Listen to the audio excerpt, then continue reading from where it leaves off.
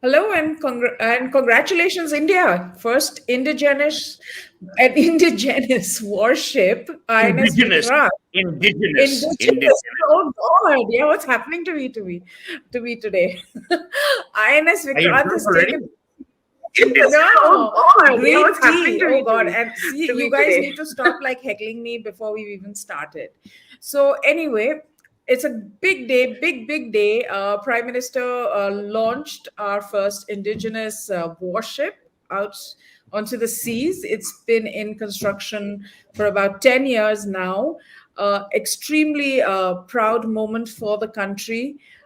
Built in the Cochin shipyard, and of course, the Navy's shipbuilding division is what I understand. It's going to be able to carry something like 30 warplanes.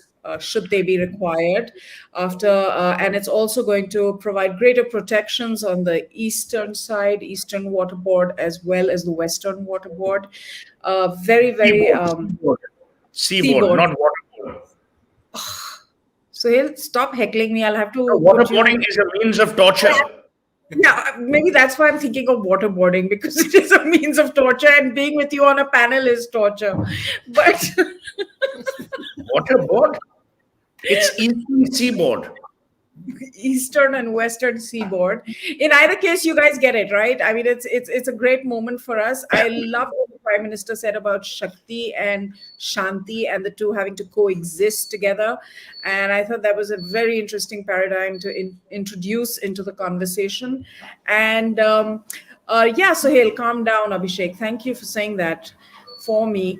And really, we're off to a great start. And let's just dive right into it. I thought the Bengaliness or the bongness on the panel was getting too much. So today I have some Punjabi flavor with Sushant, Sareen. Thank you so much for joining us. We needed something macho for a topic like this, warships and defense plans. So I'm really glad that you joined us, and not our usual Bengali Bhadralok panel, which is headed You're by just going to be Suhel. you're just about to be cancelled in Bengal. No. I wrote Kahani Bengal. Please be nice to me. They're always nice to me because of Kahani. But it's all a joke. Everybody knows that. And let's get right to it. How significant is this, Sushant, or are we getting excited for nothing? Sorry, come again. I said, how significant is this day and the launch of INS Vikrant, or are we getting excited for nothing? No. I think the excitement is entirely natural, and I think this is a very significant day because it's no mean achievement to design and build an indigenous aircraft carrier. It's virtually a smart city on the seas, um, and a smart city which is extremely which is an extremely potent weapon system. Uh, but I think it is also important to understand that uh, we still have some way to go because just having an aircraft carrier is not good enough. An aircraft carrier comes with its own complement of ships, which is called the carrier battle group, uh, and a lot of that is still not in place. But I think what is important is the technological prowess of the Indian engineers and the shipbuilders. Of course, if you want to be disparaging, you can say that, look, this is something that the Americans and the others had developed almost 70 years back. So what's the big deal in what you're doing right now? And somebody can argue that, and that would be correct in a manner of speaking. But I think if you look at the number of countries around the world with these capabilities, they're just a handful. So to be counted in those is no mean achievement. So and there are a lot of, and we've been terrible at it. We suck at it, but there are huge spin-offs of these technological achievements, provided we know how to market them, commercialize some of the technologies that would have come up in the course of building up the aircraft carrier. Because if you look at all the kind of companies which went in, which were developing components, which were developing systems for this particular aircraft carrier. It's a huge task. So the fact that you can design and build a ship like this, the fact that almost 80% of it is indigenous, is certainly something to be celebrated, certainly something to feel proud of. But like I said, we have a long way to go. As far as what the Prime Minister said, Shanti and Shakti, I think that's a no-brainer. At one level it might sound very profound, but I think it's a reality. You cannot have Shanti without Shakti. It just does not happen. The world is not a nice place. Human beings are not nice people. If you come across a nice human being, you're lucky. But by and large, uh, Suhel can quote Shakespeare on that about the evil which lives within us and stuff like that. But that's the reality. So uh, every time you are weak, you are behind in the race for weapon systems. Uh, you lose.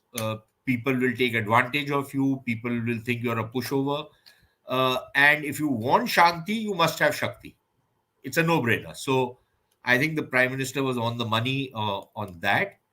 Uh, but again, I think it's equally important to reiterate that it is also important in this day and age that you develop technologies, you develop weapon systems, but you avoid getting into ruinous arms race with countries which have much more economic power than you have, because you might have all the weapon systems in the world, but if you go bankrupt, then you have nothing left. So I think the Indian the Indian philosophy of Maryada in everything is something which we need to follow. But of course, the Prime Minister could not have mentioned Maryada today. But I think that's the way forward. But very quick question to you, Sushant, before I move on to Suhail. I've been reading up on this, and some of our viewers have also mentioned it. To use an unfortunate analogy, they say that these kind of aircraft carriers are sitting ducks essentially in the event of a conflict. These are big targets and really are something that enemies do intend to take down because it hits the morale as well as being a huge loss. Like for example, INS Vikrant cost something like 20,000 crores or something to that effect. Okay, so again, that's a very unidimensional way of looking at these things. Just because some of the Chinese and others have developed what they call anti-ship missiles, that does not mean that aircraft carriers are out of fashion. There were people who argued that because missiles have been invented, why do you need aircraft anymore?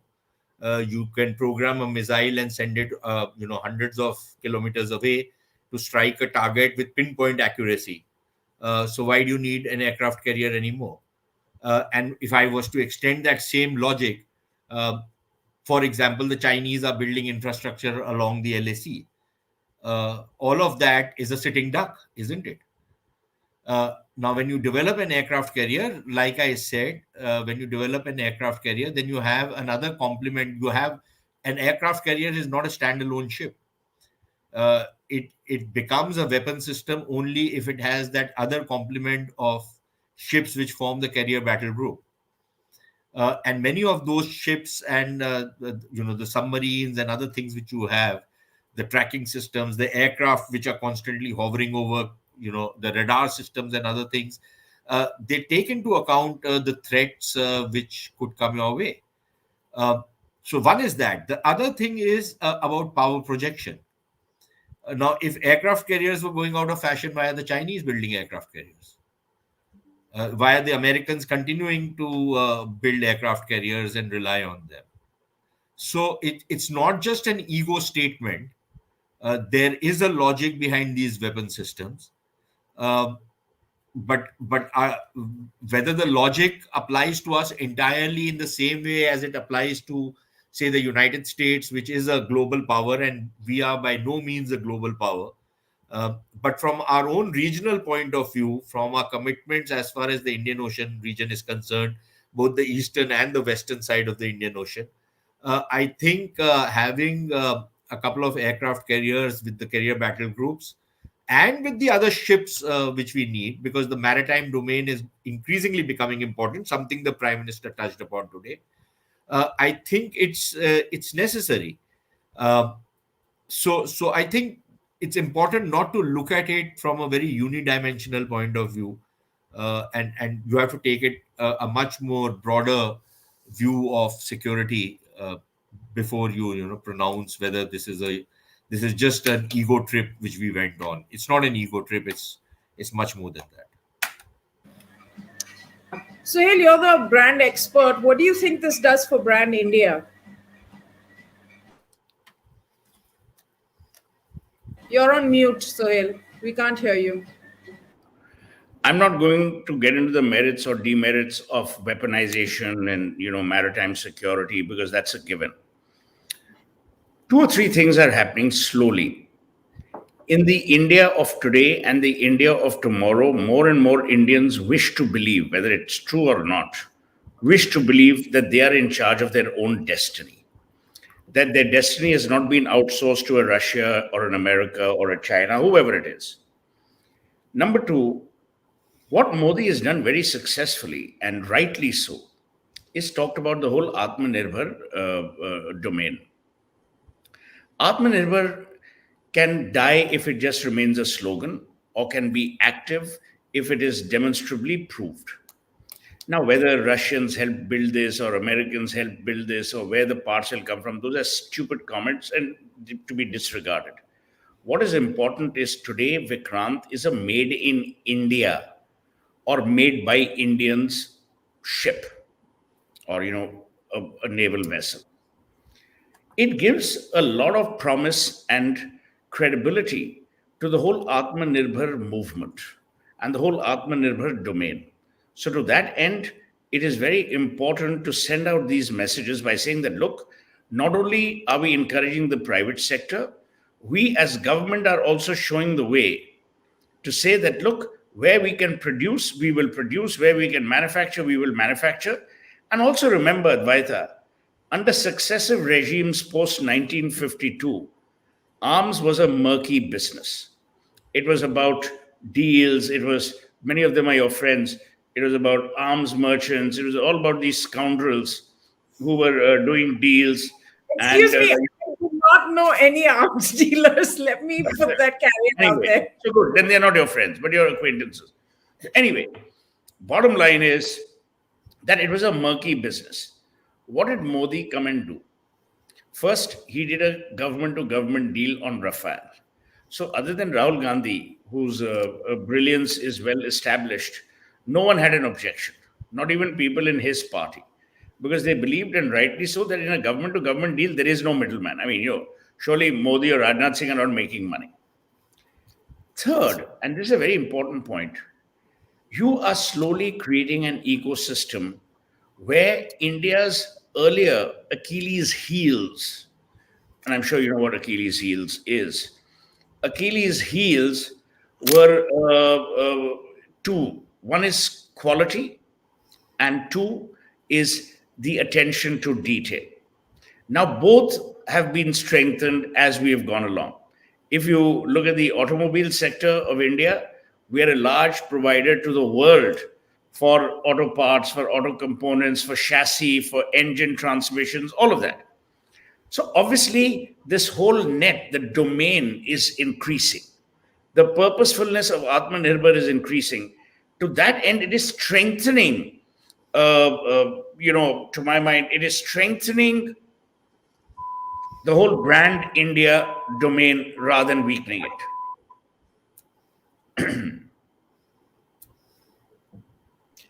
Do you, picking up on this arms dealer sort of nexus that used to run amok in Delhi prior to Modi, it has been systematic, the dismantling of that scaffolding Absolutely.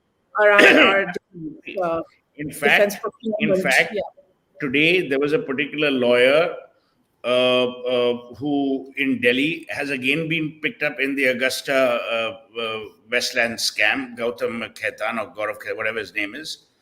People are being See, the one thing I have zero problems with, Modi is going after everyone and anyone who has screwed with the system, or who has messed with the system, regardless of who you are, whether you contributed to the BJP, contributed to the Congress, irrelevant. That sends out a very strong signal. A. B.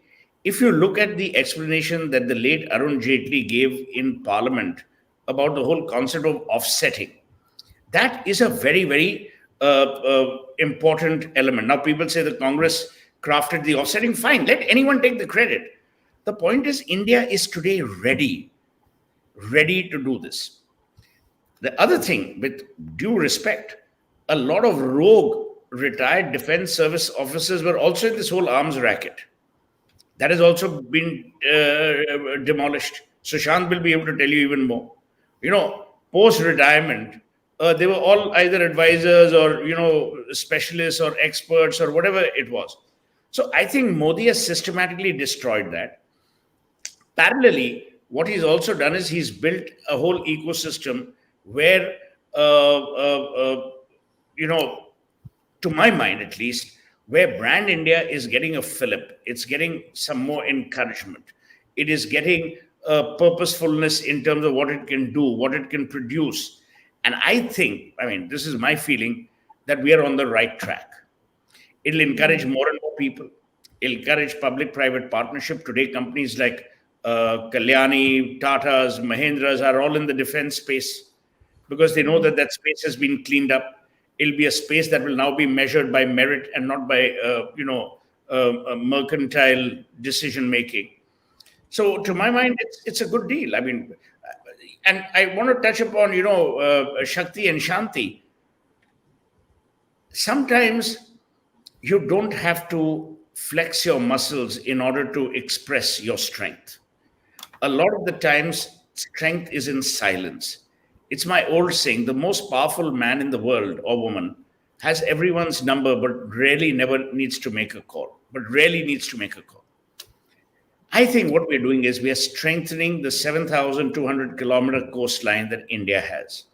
To quote a famous anchor's words, it's not the waterboard, but the seaboard that we are now defending. So, Western seaboard is being defended brilliantly.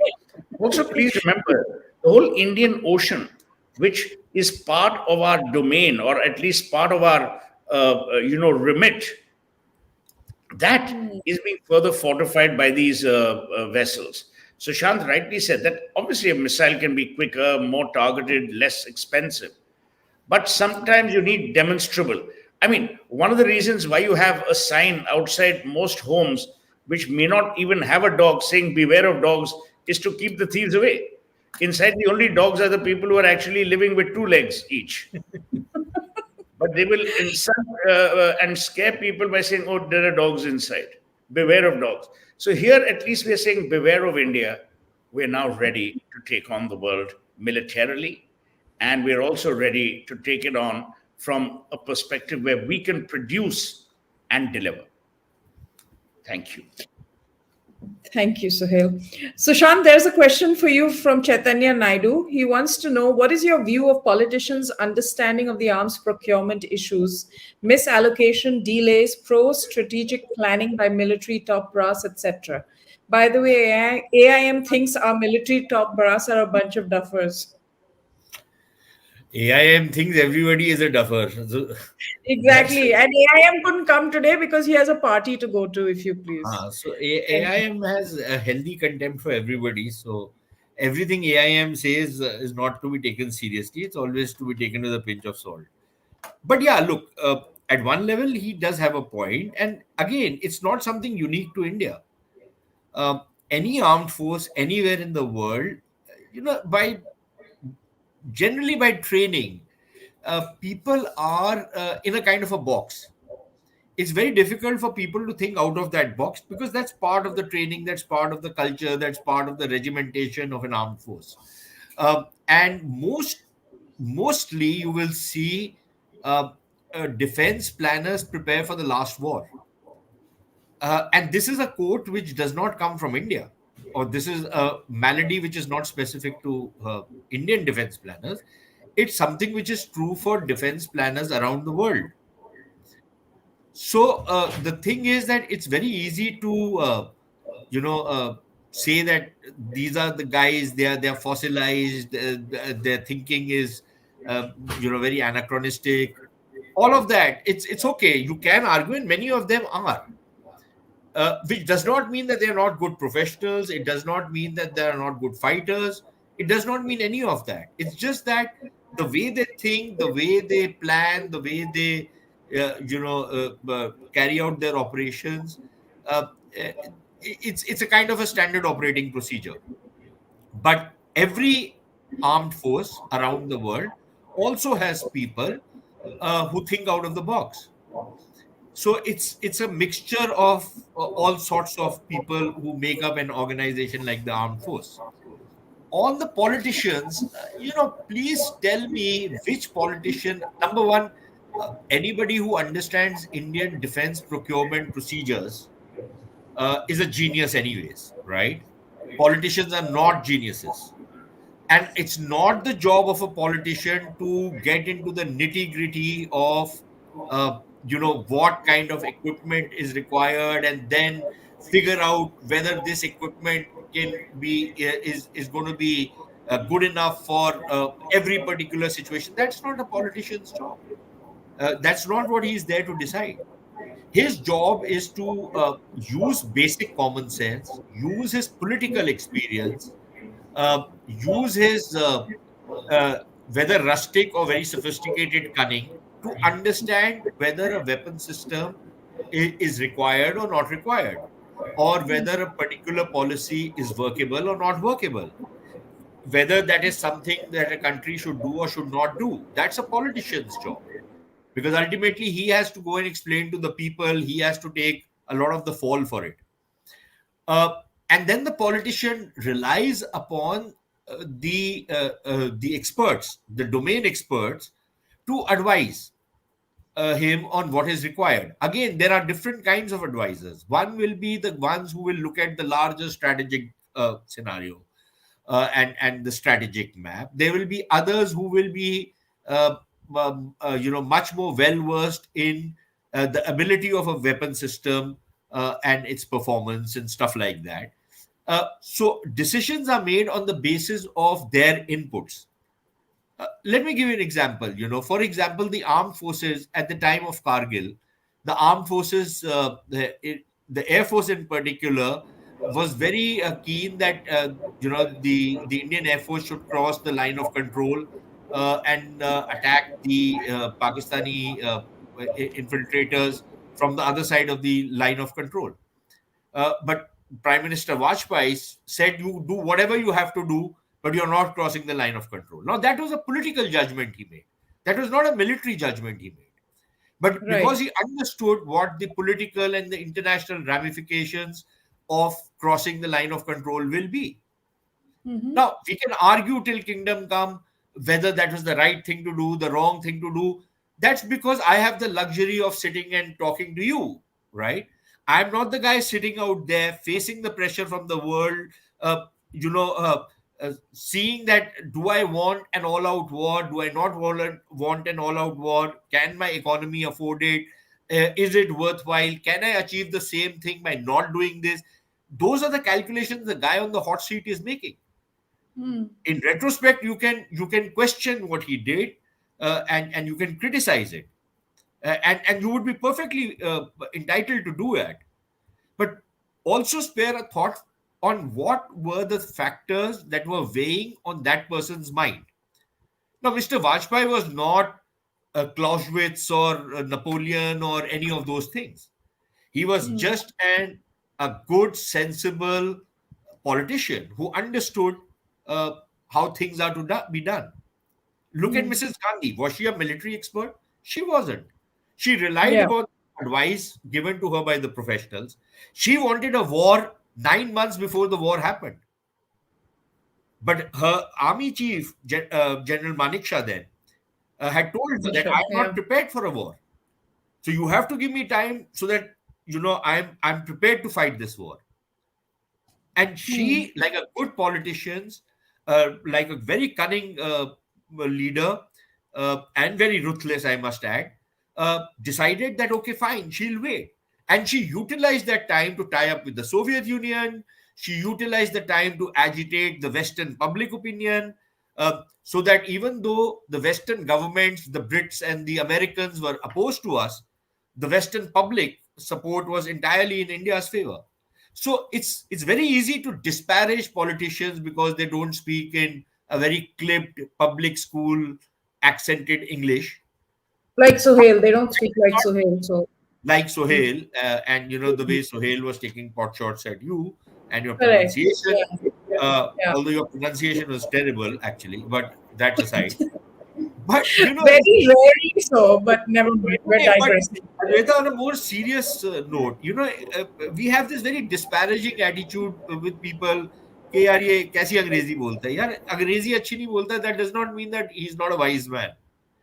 So Correct. I think you know cut people some slack on that. Hmm. There's a question for you, so Sushant, quickly before I move on to Suhail. Is the Indian Navy looking at a role in Suez or a more global role like the US Navy? I think it is better if we look for a role only in the Indian Ocean for now. I don't think we should extend I think ourselves so. to a point and behave like a global power, which we are not. We might get there 20, 30, 40 years from now, but we are not there right now. So we should understand where our priorities lie. Our priorities lie in protecting ourselves and protecting our interests, most of which are in this particular region. We have more than a handful of problems in our own region, with the Chinese breathing down our neck, with our uh, important supply lines and supply chains and energy security in the Western Indian Ocean, and our other security and trade related interests in the Eastern Indian Ocean. I think that should remain primarily our focus for now. There will be a time, hopefully 30, 40, 50 years from now, we should work towards it, but not pretend to be something which we are not. We don't have the capability, we don't have the economic wherewithal, we do not have the financial strength. So let's not overextend ourselves. Got it. So, Hale, our viewers are asking this question. The Navy ensign has been changed. Wanted to get your views on that again, from the perspective of it's now Shivaji Maharaj. His what do you make? Do you think these are just notional changes, or do they speak more than that? And there's an You echo know, on your system, just to tell it's you. not on my thing. My thing is perfect because I speak on Zoom to multiple people across geographies. There's a problem Whenever with I your put girl. you on mute, the echo goes. Yeah, FYI. that's because even I know when to not listen to drivel. Nice mug though, social butterfly. So here's the thing: brands constantly undergo changes. They undergo changes qua nomenclature, qua slugline, qua logo design. Big deal. Here it's significant because what we were carrying as the insignia, not the ensign, the It's called insignia. the ensign. I know the insignia. It's called the ensign. Yeah, E people. N S Yeah, I yeah, G N. I know how to spell. People make mistakes. Now the thing is, No, in the media report, what have they all that. done? The media in India. I mean, if they wrote proper Oh English, God, we'd be in trouble. condescending to Yeah. everyone. I don't think we needed a warship. We just needed to Anyway, put some whole out to the sea. whole That thing. would have been good Let enough. me They finish. saved money We're also. having a serious discussion. Yeah, My carry feeling, on. my feeling is that it's a good move. I'll tell you. First, tell this joker to spell my name right. So Suhel, sir, is frustrated today. Stupid people. Anyway, my advice or my feeling is as follows. In the earlier ensign, you had the St. George insignia or logo. Okay. You needed to change that. And I think it's a good move. What is also very important is the way the prime minister or his people or the ecosystem has defined the process and why this change needs to happen. I'll tell you one thing.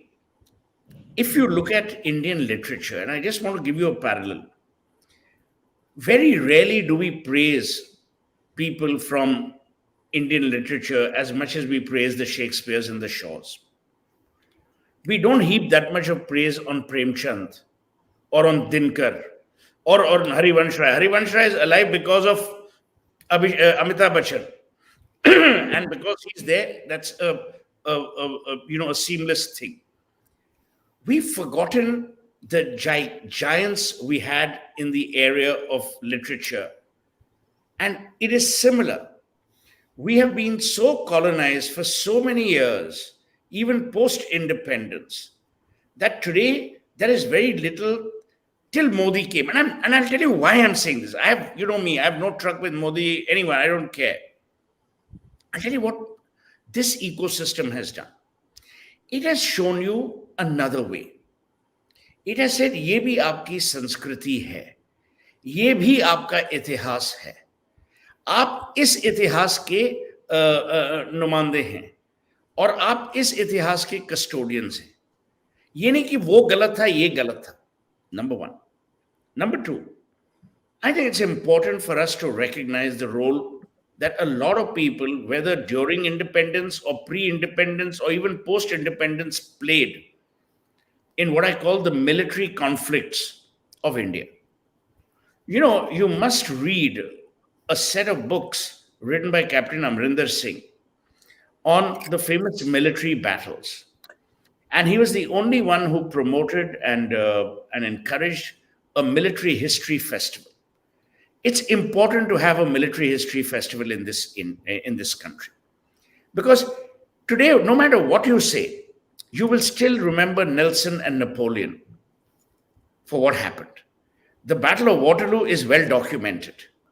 In our case, wherever we've had major victories, we've never bothered to either document them or to transfer them from generation to generation in a meaningful, memorable manner.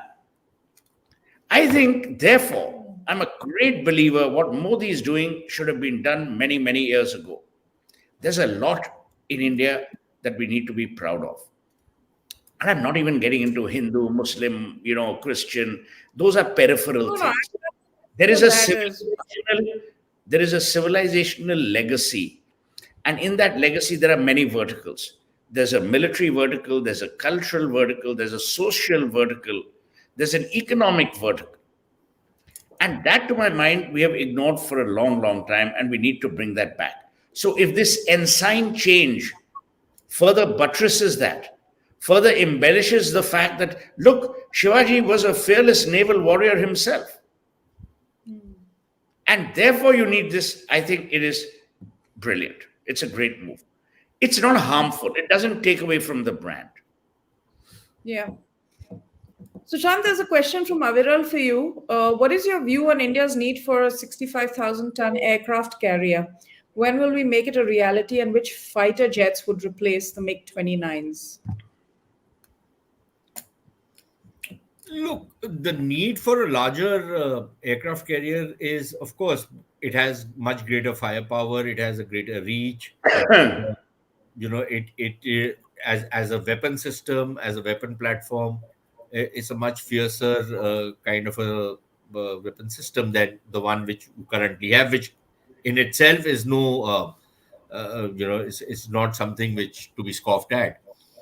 Now, when will it be ready? I would imagine it will not take as much time as the current one took, because the first one is always the most difficult one to do. So I would imagine the timelines being given are about 5 to 6 years, if I'm not mistaken, but I haven't really followed that as of now. It could be a little longer. I wish it would happen much faster, but these things do take time, and there's a lot of money which goes into it, and so I think those problems are going to stay with us. But what are the aircraft you're going to put on that? I think it's too early to say. We still haven't entirely decided what are the aircraft which are going to go on the Vikrant. As of now, we are, in a sense, sharing aircraft with the Vikramaditya, so the same MiG-29s will be also deputed onto the Vikrant. But there is a race, and they are looking at various options. For example, they are looking at the Rafale, the naval version. The Americans are making a very strong pitch, um, but maybe some of those American aircraft could come in if, for example, we are trying to negotiate with them for the technology of that catapult lift, for the aircraft, which is a fabulous technology. We haven't got it as yet, but if we were to get that, and it is part of some of the defense discussions which we are having with the Americans. If we were to get that, then maybe you could have some kind of a package deal with some of the American aircraft. Certainly not the F-35s, because that's prohibitively expensive. And I'm not even sure whether we need that kind of an aircraft right now. And it isn't exactly it isn't really uh, acquitted itself as well as it's being advertised. Uh, but I think there are other options from the American thing. The Russians are also making a pitch for some of the aircraft. I think that's a judgment call which the defense ministry and the navy will take. I just hope that they don't take 20, 30, 40 years to make that judgment call and decide to buy an aircraft which is being made today 40 years from now. Something which we have been quite adept at doing. Our defense procurement systems are so broken. It took us more than 20 years to procure the Rafale. Uh, Yeah. we could have done it much earlier and at probably much cheaper rates. So Hmm. I hope that we go ahead and decide what are the kind of aircraft which are going to take fly off the Vikrant and the other carriers which are coming up over the next 20 years, because there are four of them which are on the anvil, three more. Um, so we'll have to wait and see. It's also important to have three, because very often you need or even four, because very often you need these carriers to come back and resupply it before they go out to sea again. They need to come Hmm. back for repairs and a whole lot of other refurbishing every few months. So when you just had one, every time it would come back and dock, you were without an aircraft carrier. So I think you need to look at that. But like I am repeating myself, an aircraft carrier is a useless weapon system until and unless it's part of a carrier battle group. Hmm. And I haven't heard much on what is happening on that front till now. On that front. And since you track, the geopolitics so carefully, what has been the reaction in Pakistan specifically and China with this? Look, I think the Pakistanis, I can predict what the Pakistanis are going to say, that India is unnecessarily getting into an arms race. They can't afford an aircraft carrier. So every time they can't afford something, it's a classic case of sour grapes for the Pakistanis. So they will Hmm. make those typical stupid statements which come from them quite naturally. The Chinese, of course, would be looking at it a lot more closely and with a lot more seriousness. But if you really want to look at the Chinese and you really want to scare the hell out of them, then I think it is imperative for us to develop the Andaman and Nicobar Islands, the world's largest aircraft carrier and stationary aircraft carrier, which straddles the most crucial and the most critical strategic areas in the Indian Ocean and the Pacific, or the Western Pacific in a way. I think you need to have build up your capabilities on the Andaman and Nicobar Islands, because once you do that, then you Hmm. control the seas like nothing else can. So Hmm. we have started making some moves on that front, but we are still, I think, a great distance away from what we should have on the length and breadth of the Andaman and Nicobar Islands. Because once Hmm. you have that, you have air bases, you have ports, you have your naval bases out there, at least one, two. You have at least three or four airstrips out there, or air bases out there. You control the entire Indian Ocean from that place. Hmm. Uh, and I think that is something which we need to really start focusing on, uh, and something we need to look at with a lot more seriousness than what we have done so far. Right. Suhel, I'm going to take this one to you, which is really the political fallout we've been tracking all day, where people are kind of the Congress is upset, saying that where is our credit? So this question from Bharti, where she's asking that what is your take on questions asked by political people on our forces' credibility? What kind of message does it carry to enemy forces and morale of our forces? So that's one part of the question, and the other part is, of course, this whole back and forth for political credit of our. It's so two or three things. If you think our armed forces get worried about the stupidity of our politicians, don't worry, because they don't. They treat them with the disdain that the politicians deserve. You remember what Manik Shah used to say about Indira Gandhi. So don't think that the armed forces gets its knickers in a twist because some stupid politician has said something silly. They don't. So we don't need to worry about that. Number two is this whole credit business. I think when you're, you know, it's my feeling, when you're putting down something which is being dedicated to the nation, it is not a time for political grandstanding. It's not the time to say, oh, I've done this and these guys didn't do it, because it's irrelevant. It's something that you're doing for the country. You're not doing for yourself or for your political grandstanding for your political party. It's also important that the Congress behaves with far greater grace. Every time the Prime Minister says something, especially at a time like this, you don't have to be, vile and ungracious and say, oh, but we started it. There's no point saying we started it. The more important thing is, when will you finish it? The Congress started a lot of things, but sadly they couldn't finish it. They can't even hold a goddamn presidential election, which has No, been they in hold the it. running for ages. So, my point is that political parties need to show far greater grace. They need to recognize that Modi is not doing it for his personal thing, and even if he is, fine. They also need to recognize that on a day like this, when you're dedicating something like the Vikrant to the service of the nation, you must rise above political grandstanding and above political partisanship.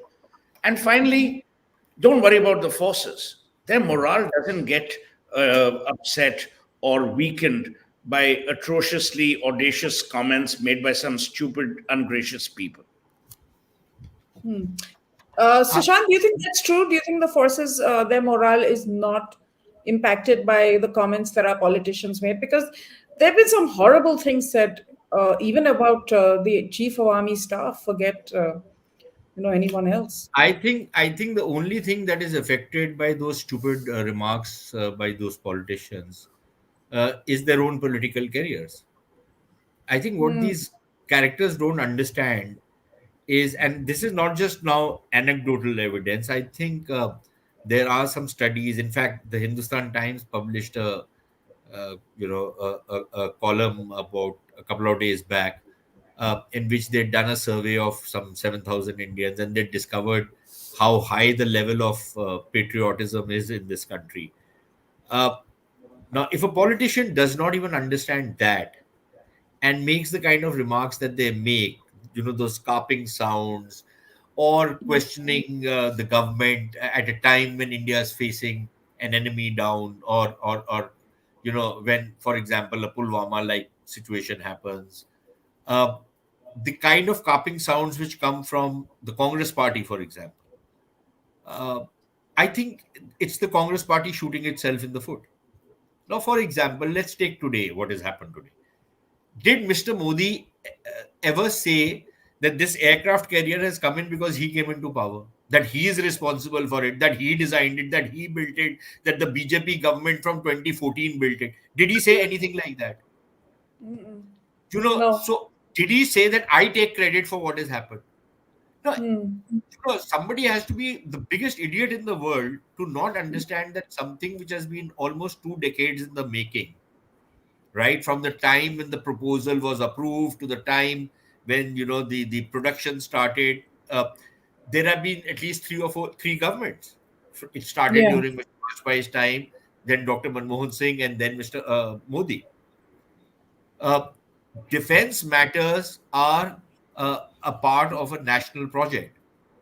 But some governments might, be much more, might be pushing something much more aggressively. Others might, be saying that okay, fine, यार पैसे यहाँ से निकाल के वहां पर डाल देते हैं, थोड़ा सा धीरे कर लो, कोई फर्क नहीं पड़ता. uh, you could have those differences, but to say that it was only the BJP which made it and the Congress did nothing, the Congress did what it did, right? Uh, Now, if I was advising the Congress party today, what I would have said is that they should have congratulated the nation. They should have welcomed the fact that this aircraft carrier has come into the service of the country. And they could have Hmm. avoided politics. They could have, in fact, they could have even congratulated the prime minister Right. on the fact that the aircraft carrier has been commissioned, right? Correct. Now, they are so ungracious and so graceless that they will say, "Oh, we laud our scientific community, we laud our engineers, but this government is a piece of shit. We don't appreciate anything they have done." Like, is this the way serious political leaders behave? Do they not understand how much it riles people when they speak like this? You think the armed forces really give a damn about them? Most of them don't even watch politics anymore. They're least interested in politics. I have family in the armed forces. The only thing they look at is which is the new car which has come in, which is the new. They probably read Stardust more than they read Times of India, right? So, Right. I don't think they care much for what these guys say and what these guys talk about. And the only people whom they damage, these people damage, is their own political Is careers. their own political. Absolutely, absolutely. So, Shant, question for you: why can't India do a partnership with American defense companies like Boeing, LM, etc., to produce 4.5 and fifth gen fighters, bombers, plus UAVs? Does Very Boeing want informed to audience. Does Yeah. Boeing want to do a deal with the government of India? If I was Boeing, I would never deal with the government of India or get into partnership with government of India. It's the most silly thing any company can do. Having to deal with IAS officers who think they know everything, or having to deal with babus it's you can have joint ventures between Indian companies and Western companies. You can have it. In fact, Boeing at one point of time even proposed that they will shift their entire production base to India, and a refurbished kind of an F-16, which they call the F-21, can be manufactured in India, and India can become the hub for repairs and refitting of F-16s around the world. Uh, but obviously, there were some reasons why there was a reluctance in India. Partly, it was that everybody came to the, or at least that was the received wisdom, that the F-16 is a 1970s vintage plane. Incidentally, we are flying a 1960s vintage plane, which is the MiG-21. And every time you fly it and somebody criticizes that aircraft, we are told that it's a very good aircraft. So I don't know for how many more years it will remain a very good aircraft in the service of India. It's a piece of junk now.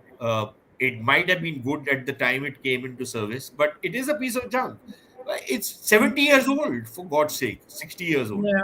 60. and you're still flying it. So I think it is important that we get over that. The F-16 still remains a frontline fighter and a very potent fighter in many countries around the world.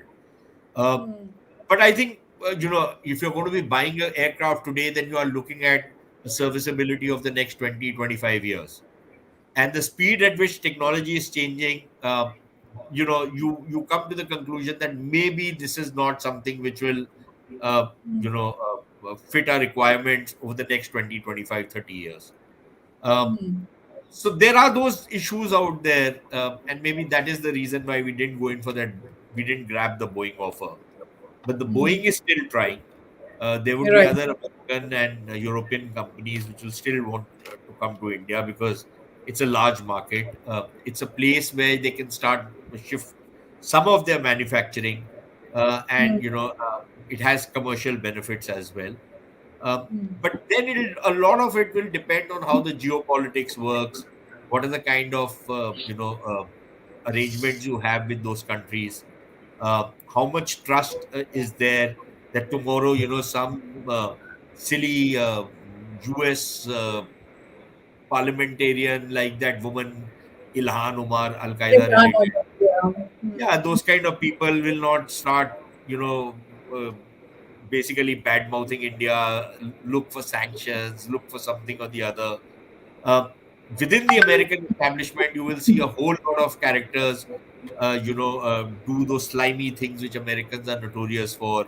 You know, hold seminars or fund seminars in which these deracinated Indians go and badmouth India. Now yeah, that pisses off a lot of people in India, including in the establishment, and then the trust factor, which is so mm, painstakingly built up, goes for a six. So I think yeah, those factors also weigh when you are going into these kind of deals. The Russians will never say anything to you on these things. You know, mm, you say, "Yeah, theek hai." The French never comment on you. So you say, yeah. "Yeah, I would rather deal with them than the Americans. They are unreliable." So I Yeah, think and the those American media as well. I mean, not to forget the role that they play the in American fracturing. media is the American media and the American Vokes which are responsible for the decline of America. America Absolutely. still remains the most powerful country economically and politically and militarily. But it's these idiots in the American media, the New York Times and the Washington Post, and the rest of the rags they run, which are going to actually take America down the tube. They're more interested in pronouns rather than, you know, more substantive things around the world. So I No, don't know. and I can't I understand mean, this. the big, just a little shift. The big news in the US right now is about how these very same outlets who are always commenting on other people suppress the Hunter Biden story Yeah. before the election. So how dishonest is that? And then you go ahead and you comment on the rest of the world and their press freedoms, etc., etc. But that's a whole other topic. Sushant, a quick question. If the Hornet gets selected for the air wing, what are its chances for the IAF?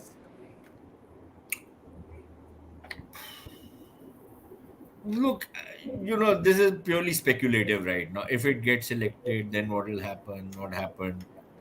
I don't know whether it will get selected. I don't know. I'd wait and see how those trials are going to. The trials are taking place as we speak, so we'll have to wait and see how that happens. Okay, got that.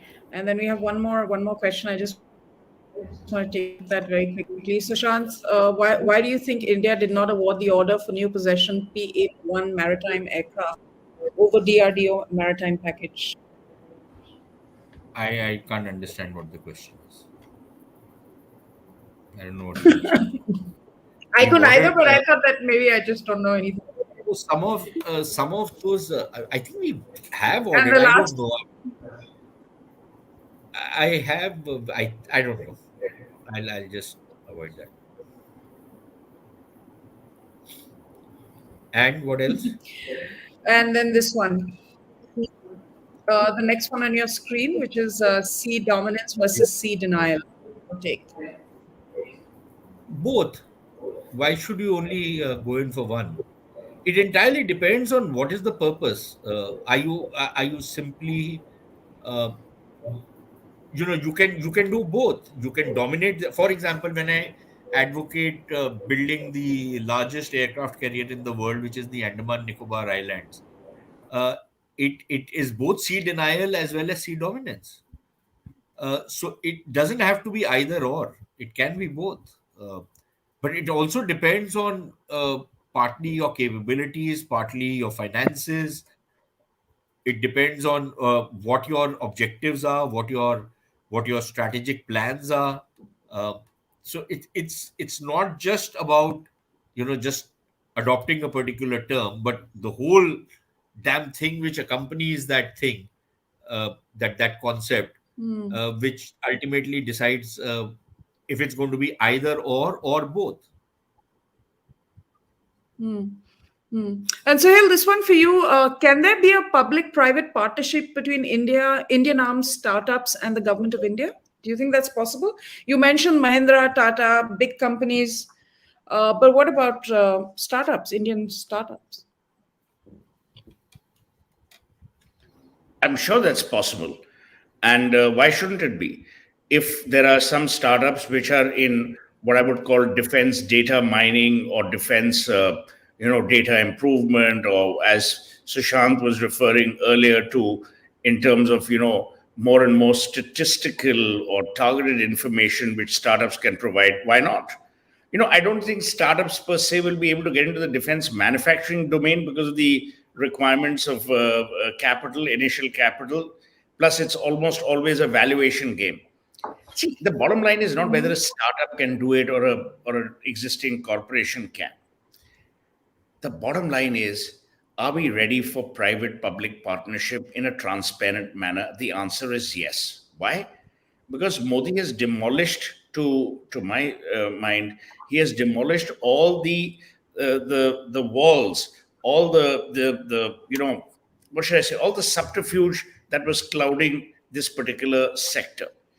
And he's made it clear that, look, there'll be no tolerance for any level of corruption, there'll be no tolerance for any level of quality mess ups, and the signal is clear. So I think in a situation, an environment such as this, it's damn good. I have no issues, and I don't think we need to worry about public-private partnership in this domain at all. In fact, it's already started happening in many of Yeah, you look at L&T, you look at Kalyani, you look at the Tatas. It's already starting to happen.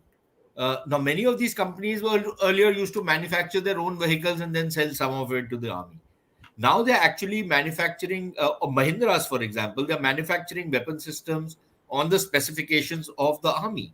And there is some amount of toing and froing between the DRDO, some technology transfers, exchange of technology, some assistance being given. So I think that public-private partnership kind of a thing has already started, albeit small.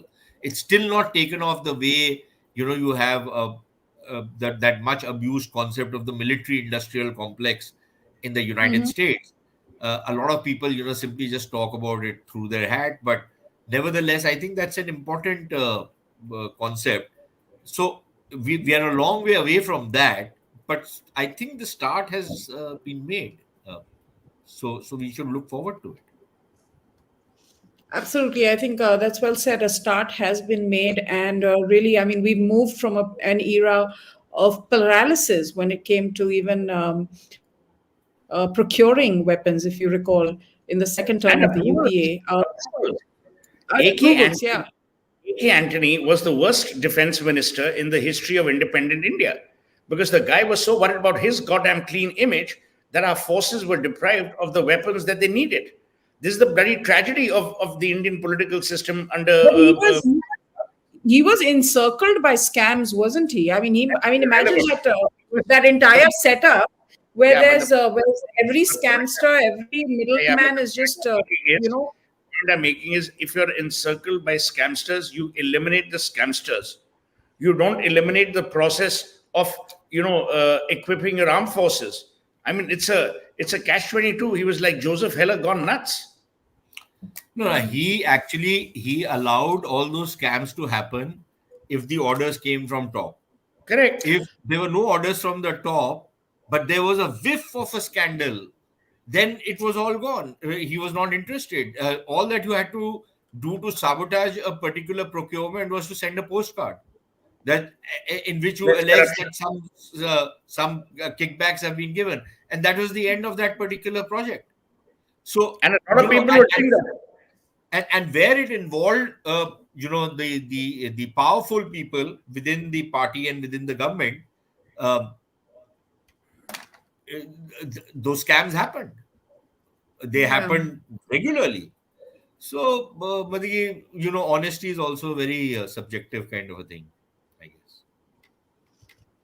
Well, yeah, that point taken. But But it how weakened, and this is my final question, because I've always been curious about this, away from the political back and forth. How weakened were our defense forces by this sort of paralysis that existed in I mean, actual terms?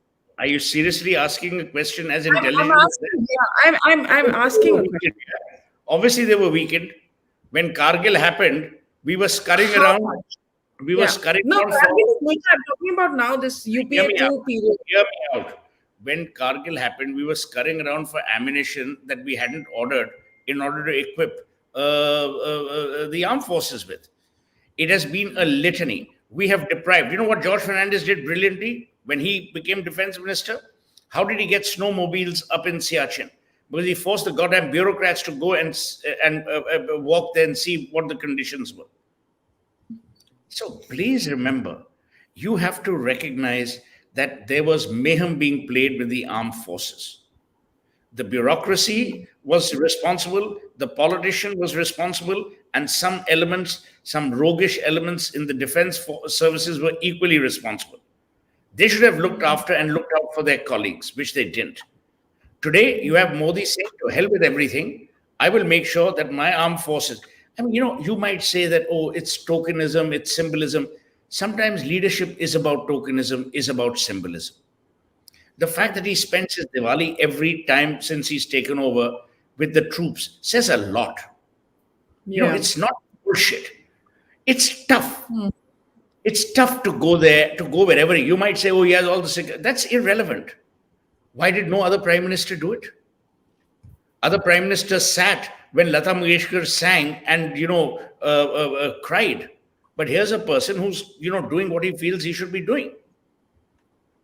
My whole problem with this entire political nexus has been that we have not given our fair share to the brave hearts that have actually defended us outside and have constantly helped us whenever there's been an internal crisis, whether it's floods or devastation of any natural kind. And now it's time for all that to happen. Why did OROP not happen for all these years? Why? Because you didn't have the will. So if Modi has the will, respect that, yeah. Don't always say, oh, but we did it first, you did it first, you did do it. Irrelevant. I've just read an article which is out now. The point here is the lack of grace now is a Congress disease. Ghulam Nabi Azad was equally graceless in his 5-page letter, and we are seeing graceless utterances. If they think that by being graceless on Twitter they can win an election, they need to think again. Because what has happened, and Sushant rightly alluded to that, today people are more and more proud of being Indian and being in India. When you knock everything that is Indian or being Indian, you're knocking them, and it's not a wise thing to do. On that note, Jai Hind and Jai Vignam. Yes, thank you so much, both of you, for joining me on this very informative. Just a last Sure, note on what Suhel just said. The way this is working is that every time they make these kind of stupid remarks, the general attitude of the आम आदमी in India now is कि ठीक है, तुम बोलते रहो, हम और करेंगे. अब तो जिद है, अब हम करेंगे और करेंगे, इनको और सपोर्ट करेंगे. You go to hell. And these idiots have just not got it. Why don't you start advising them, Advaita, since you also advised Yogi Adityanath and he won the election the last time? Why don't you advise Congress? Yeah, right. Yeah, I should advise incapable of Congress. taking good advice, bhai. They're incapable of it. They have been captured by the wokes. Congress, I think Whenever she's awake, she's woke. I think Abhijit's Who's woke? greatest. You. No, but Yeah, listen. Advaita, Abhijit's greatest contribution to Indian political science is when, after the 2019 elections, he said Congress is not a political party anymore, it's an NGO. Yeah. It behaves like an NGO. It has the instincts of an NGO, which is looking for funding from some foreign donor and is willing to parrot that line no matter what, right? And totally cut off from reality, totally cut off from the electorate, totally cut off from the what propels India, what the impulses of the people of India are, what their aspirations are, totally cut off from it. When you have that These kind of, are that's what an NGO is. So Why don't you do a show on Sunday since you don't have any ideas in any case? Why don't you do yeah, a show on Sunday uh, at 7:15 p.m. or maybe whatever time, where you 7 p.m. actually talk about the gracelessness of politics in India? And it is a uniform disease that's creeping in. Considering both of you, if I was to count, have used the word idiot so many times on the show, But that I doesn't would mean love to. I would love to invite both of you for that discussion. God bless you, and God continue to bless you up in the hills. Well, thank you everybody for joining us. And all this talk of bureaucrats reminds me that one time around I wrote a screenplay, or I started writing a screenplay, and the bureaucrats who were reviewing it decided they could do a better job and started writing it. So I You're totally very get where this comes from, this kind of confidence. It's so easy to make Advaita laugh, But huh? everybody, thank you so much. I'm just light when it comes to life. It's Okay, easier that bye. way.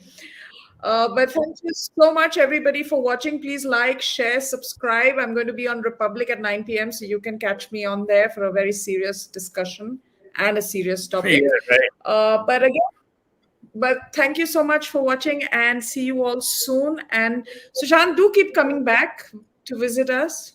you never call me. Huh? Yeah. I'll call. Come on Sunday. We'll talk about gracelessness in politics with Okay. Bye Suhel, bye. AIM. God bless you. See you. God bless. Thank you, everybody. Take Okay. care. Stay Bye. safe. Be Bye. good. Bye. Bye. Thank you so much. Namaste.